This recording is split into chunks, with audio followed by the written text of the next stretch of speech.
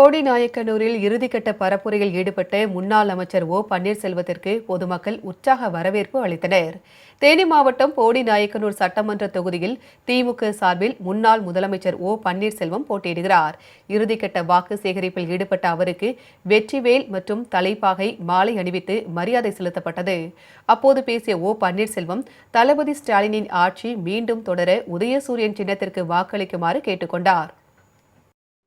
மதசார்பற்ற முற்போக்கு கூட்டணியின் சார்பாகவும் திராவிட முன்னேற்ற கழகத்தின் சார்பாகவும் உங்களில் ஒருவனாக பணியாற்றிக் கொண்டிருக்கின்ற என்னை மீண்டும் என் பணி தொடர வருகின்ற சட்டமன்ற